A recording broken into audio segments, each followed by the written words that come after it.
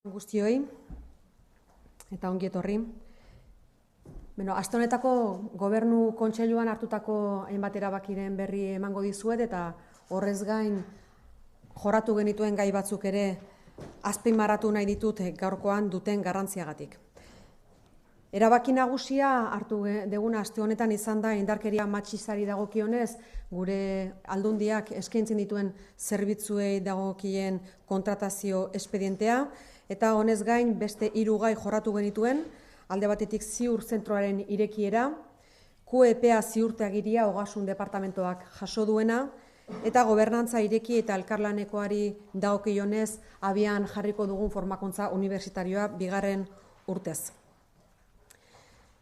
Indarkeria matxistari dagokionez, kontratazio espedientea onartu dugu, ostatu ematen baitiegu pertsona horiei, violentzia matxistaren biktima direnei eta baita beraien menpeko direnei, seme-alabak, heldukoak eta bar. Hor 3 zerbitzu eskaintzen ditugu, egonaldi labur eta bapatekoan 12 pertsona hartzen ditugu eta 19raino iritsi gaitezke txikiak, adin txikikoak edo helduak bere gain dituztenean. Egonaldi ertain eta luzekoei begira 8 emakume hartzen ditugu eta 16 pertsonaraino iritsi gaitezke, adin txikikoak edo helduak baldin badituzte beraien gain, eta horretaz aparte autonomia pisuak ere baditugu 10 pertsona hartatzen dituztenak. Ohiko erabaki bada, urtetik urtera berritzen dena, 1,4 milioi euroko espedientea da, baina duen garrantziagatik honen berri eman nahi genuen, zergatik zerbitzuak ezagutzen direnean gehiago eskatzen direlako. Badakigu behar hori badagoela gure lurraldean, lehengo urtean 162 emakumeek eskatu zuten laguntza eta 162 emakume hartu genituen gure zerbitzu hauetan, eta zerbitzuak eskaintzen diren heinean laguntza errazago eskatzen da eta hori nahi dugu hain zuzen ere indartu gure zerbitzuen bitartez. Bestalde, ziur zentroaren irekiaren berri eman nahi dizuet, azaroaren 15ean irekiko ditu ateak ziur zentroak, Zuatzun irekiko ditu ate horiek. Zergatik Zuatzun leku hori aukeratu dugu, alde batetik IKT eta Big Data enpresak daudelako bertan eta konektibidade oso ona daukalako, 250 metroko espazioa izango du zentro honek eta 2 arlotan egingo du lan, alde batetik sensibilizazioa eta bestetik esperimentazioa eta ezaguntza. Lantaldea jada osatua dago, 5 pertsonak dihardute lanean arlo honetan, eta badaramate denbora bat, eta azaroaren 15ean irikitzen denerako agenda beteta daukate. Lan egin dute unibertsitatearekin, hainbat eragilerekin, enpresa, industria eta barrekin. Nondik dator egitasmo hau, gogoratzearren nondik dator ziur zentro hau. Etorkizuna eraikiz egitasmoa abian jarri genuenean, ikusi genuen hor indarra egin behar genuela gure enpresen lehiakortasunen eta baita ere etorkizuneko erronketan. Ikusi genuen gure enpresetan behar bat bazegoela zibersegurtasunari dagokionez, 3 enpresatik bakarrak du segurtasun protokolo bat, gure enpresen 80% konektatua dago, eta gure enpresen erdiak jada izan du eraso bat. Eta beraz, deskuidatu ezineko arlo bat da hau, arriskua aukera bilakatu behar dugu eta etorkizunerako prestatu behar ditugu gure enpresak. Beraz, horretan dihar dugu, azaroaren 15ean irekiko ditu ateak eta gobidatzen zaituztegu bertan parte hartzera. Etorkizuneko egitasmo bada eta gure enpresei zerbitzu bikain bat eskainiko diena ziur gaude. Bestalde, QEPA ziurtagiria jaso du departamentu bate gure foru aldundian, Ogasun eta Finantza Departamentuak hain zuzen ere, bere arreta zerbitzuen kartak jaso du QEPA ziurtagiriak. Zerbitzuen karta zer da? Da konpromiso bat, adierazten zaien herritarrei ze zerbitzu eskaintzen zaizkien, ze eskubide dituzten zerbitzu horiekiko eta zein den gure erantzuna kasu bakoitzeari dagokionez. Alegia behar baduten bakoitzean, ze konpromiso hartzen dugun beraiei arreta egoki bat emateko. Eta gure erakundeak puntuazio altuena jaso du. Lehenengo aldiz, historian, puntuazio altuena jaso du erakunde batek, eta zuzen ere gure departamentua izan da, ogasun eta finantza departamentua izan da, eta lan honetan aritu da gobernantza departamentuarekin batera, modernizazio zuzendaritzarekin batera hain zuzen ere. Beraz, aitortza egin nahi diogu ogasun eta finantza departamentuari egindako lanagatik, eta baita ere gobernantza departamentuari buru belarri elkarrekin lanean aritu dialako. Ez dugu aitortza bat egin nahi bakarrik, alegia ez dugu autokonplazentzia horretan gelditu nahi ez da gutxiago ere, honek adierazten du zein den gure konpromisoa herritarrei eskaintzen diegun zerbitzuekiko. Eta beraz, zerbitzua hobetzen jarraitzen dugu eta lehen aipatu dudan bezala horretan jarraituko dugu etorkizunean ere. Eta azkenik, gobernantza eredu ireki eta elkarlanekoari begira, prestakuntza unibertsitarioa abian jarriko dugu azaroaren amaieran, martxoaren amaiera bitartean, bigarren edizioa izango dugu aurtengoa eta Gipuzkoako Foru Aldundiak eta Bergarako UNED unibertsitateak elkarrekin burutzen duten egitasmo bada Globernance Institutuarekin batera. Gogoeta batekin gatoz aurreko legealdetik, gobernatzeko modu berriak finkatu behar ditugu, politika egiteko modu berriak egin behar ditugu, egitasmo desente jarri genuen abian aurreko legealdian, etorkizuna eraikiz horren adibide da, erakunde zuzentasuneko sistema ere bada, partaidetzako foru araua berria onartu genuen aurreko legealdian Batzar Nagusietan, gobernu honeko foru araua ere onartu genuen, eta honekin formakuntza unibertsitatearen bitartez osatu egiten dugu egitasmo zabalau. 10 adituk hartuko dute parte formakuntza unibertsitario honetan, 30 irakaslek, horien artean Mariola Urrea, Mari Carmen Gallastegi, Daniel Inerariti, Juanjo Alvarez, besteak beste. Online formakuntza bat izango da, aurrez aurrekoa ere izango duelarik, eta aipatzen izuen bezala azaroaren 25-etik martxoaren amaiera arteko formakuntza bat izango da, izena emateko epea gaur irekitzen da, beraz, animatzen zaituztet. Ez da administrazioi edo administrazioetako langilei zuzendatuako formakuntza bat, baizik eta herritar guztiei zuzentzen zaie formakuntza bat baizik. Web horri honetan izango duzue honen informazio gehiago, gobernantza.asmoz.org web horrian hain zuzen ere. Bien, os decía que esta semana en el Consejo de Gobierno hemos adoptado principalmente una decisión y hemos tratado 3 temas que considerábamos importantes. La decisión en relación al alojamiento de víctimas de violencia machista y 3 asuntos que hemos tratado por su importancia también, la apertura del centro SIUR, el certificado QEPA que se ha concedido al Departamento de Hacienda y Finanzas y la formación universitaria en gobernanza abierta y colaborativa. En relación al alojamiento para víctimas de violencia machista, hemos aprobado un expediente de contratación. Es una cuestión que se hace todos los años, pero por su importancia y por la importancia de este servicio y porque al dar a conocer el servicio se pide ayuda de manera mucho más fácil, hemos querido dar a conocer esta adjudicación de esta apertura del expediente de contratación de 1,4 millones de euros. El año pasado 162 personas de Guipúzcoa se acogieron a estos servicios. Es un servicio importante, lo queremos dar a conocer porque, como os decía, cuanto más se conozca, más fácil se va a pedir ayuda. Ofrecemos 3 tipos de alojamiento. Por una parte, una acogida inmediata y de corta estancia dirigida a 12 mujeres, 19 personas se van a acoger a estos, o sea, 19 personas pueden estar en estos servicios. Una acogida media de larga estancia para 8 mujeres, 16 personas en caso de que tengan menores o personas mayores a su cargo y pisos de autonomía para 10 personas. Insisto, lo más importante es dar a conocer el servicio porque podrán pedir la ayuda de manera más fácil al conocer que este servicio existe. Por otra parte, también la apertura del centro SIUR, que abrirá sus puertas el 15 de noviembre en Zuatzu. ¿Por qué Zuatzu? Porque es un centro especialmente indicado, puesto que hay muchas empresas especializadas en TICs y en Big Data y porque tiene una excelente conectividad.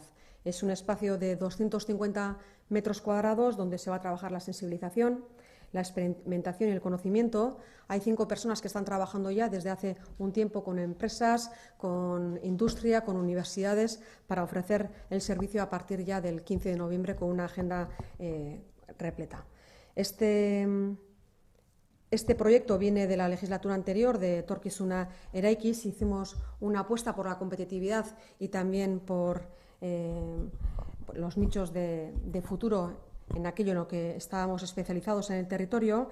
Hemos detectado que el 80% de las empresas están conectadas, una de cada 2 empresas ha sufrido ya un ataque en el territorio y solamente una de cada 3 empresas tiene un protocolo de seguridad. Por lo tanto, hay mucho que hacer, el riesgo es evidente y el riesgo hay que convertirlo en oportunidad, y en eso estamos para preparar Guipúzcoa también y sus empresas de cara al futuro.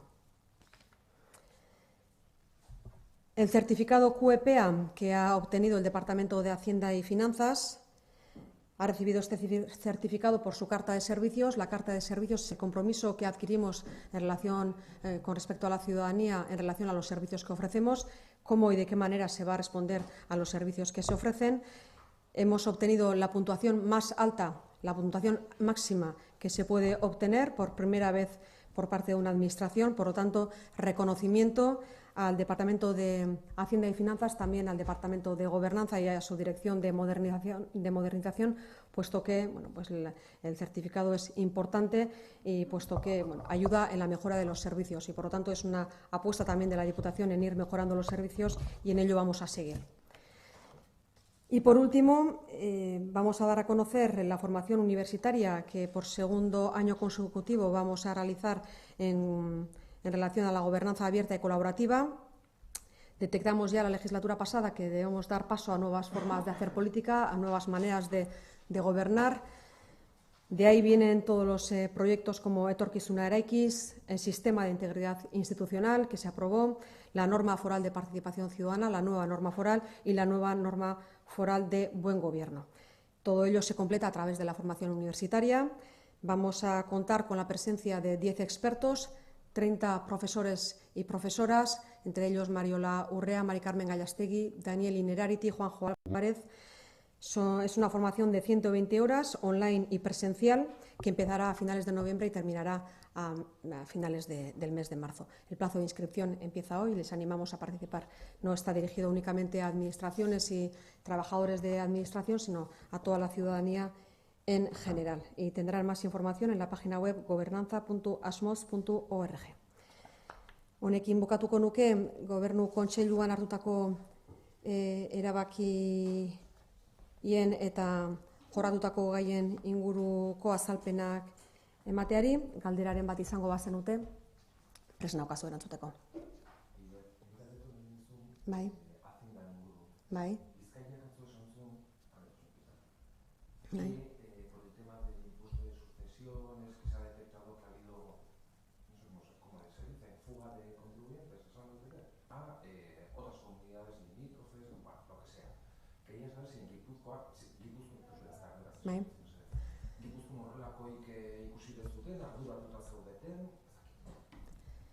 Gu Gipuzkoan ez dugu inolako mugimendurik ikusi, ez dugu inor ihes egiten somatu, oinordetza eta dohaintzari dagokionez ez dago inolako asmorik aldaketarik egiteko.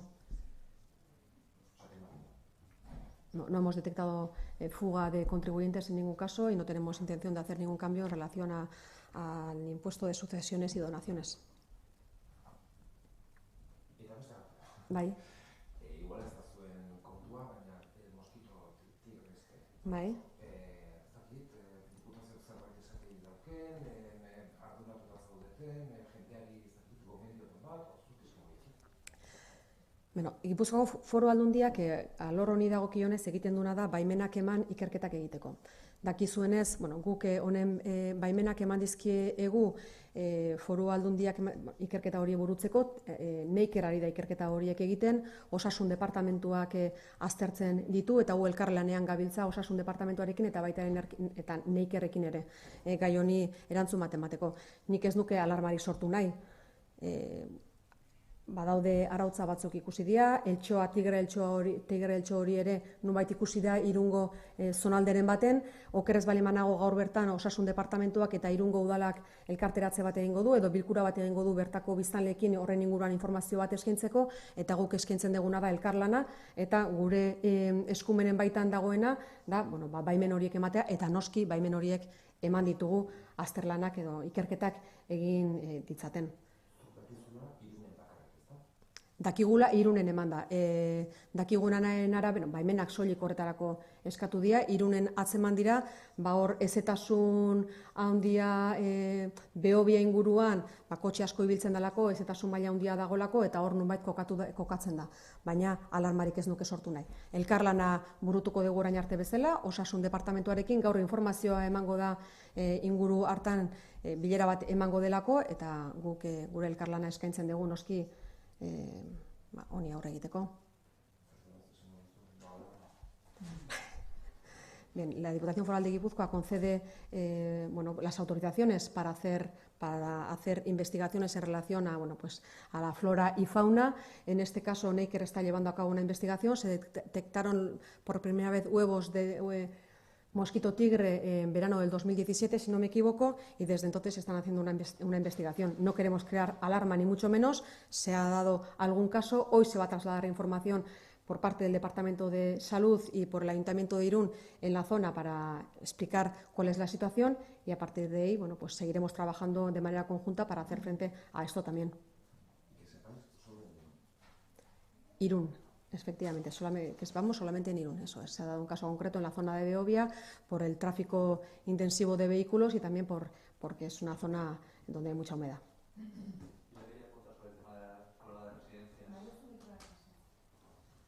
Las residencias este viernes finalizan esas movilizaciones por todo el territorio. ¿Cómo está el tema? ¿Sigue igual? ¿Hay visos de que se reúnan próximamente con las partes involucradas? ¿Cómo está el tema? Por centrar un poco el asunto también, quisiera decir que es una huelga de ELA, ¿vale? En las residencias, ¿vale? Nosotros ahí lo que buscamos es que la atención a las personas mayores sea lo mejor posible. En eso estamos centrando todo nuestro esfuerzo. También vamos a hacer un mayor esfuerzo en la inspección para controlar que efectivamente el servicio que se da es el adecuado y que la atención a las personas mayores es la adecuada. A partir de ahí, considero que en una mesa de negociación en la que tienen que estar ambas partes, tanto patronal como el sindicato, pues el sindicato primero tiene que sentarse para poder llegar a un acuerdo. Nosotros apostamos por el diálogo y les pedimos que lleguen a un acuerdo lo antes posible. Bai. Egoitzetan ELA sindikatu egiten ari den grebari dagokionez, guk eskatzen dieguna bai patronalari eta baita ELA sindikatuari da lehen adostasun batera heltzeko. Gure helburua zein da? Helburua da ahalik eta zerbitzu onena eskaintzea pertsona helduei, pertsona nagusiei bertan daudenei, eta horretan zentratzen dugu gure ahalegin guztia. Horrez gain, ikuskaritza ere indartu egingo dugu, ikusteko benetan zerbitzu hori egokia dan edo ez, egokia dela bai, baina hori indartu nahi dugu eta horretan zentratuko dugu gure ahalegina, lehen osaten izuen bezala. Horre elkarrizketa eskatzen diegu bi aldeei eta ELA sindikatuak esere egin beharko du mailan adostasun batera heltzeko. Finean nahi duguna da gure pertsona adinekoak ondo atendituak izatea, ondo hartatuak izatea, eta hori da gure helburu nagusia. ¿Beste galderarik? Sí, yo tengo una pregunta, por favor, una valoración sobre las críticas que ha hecho el Partido Socialista al diputado general Marcelo Órgano y al de las Juntas Generales de Zabarrena por la reacción que han tenido con la sentencia del juez. Ni alderdi politikoen arteko eztabaidetan ez naiz sartuko, baina bai esango dizuedana da sententzia oso larria dela eta hain dela larria arduradun politiko batek bai ala bai horri erantzun bat eman behar diola eta herritarrei transmititu behar diela sententzia horren larritasuna. No voy a entrar en debates con partidos políticos, pero sí considero que un responsable político como es el diputado general o incluso el propio presidente de las Juntas Generales de Guipúzcoa, en este caso únicamente me referiría al diputado general, la sentencia es muy grave y entiendo que el diputado general, como responsable político que es, tiene que hacer una valoración al respecto y transmitir la gravedad del asunto a la ciudadanía. Es lo que han hecho. ¿Besterik? Yo es una precisión. Sí. Hablando del centro de ciberseguridad, habías comentado que había una de cada dos empresas que habían sufrido un ataque, ¿no? Y que había un dato que no me acuerdo. Bueno, a ver, son tres datos. El 80% de las empresas están conectadas, por lo tanto tienen ese riesgo. Una de cada dos empresas ha sufrido ya un ataque y solamente una de cada tres empresas tiene protocolos de seguridad. Eso es. Por lo tanto, bueno, pues tenemos un campo de trabajo importante en este ámbito. Beste galderarik? Eskerrik asko guztioi. Egun ona izan.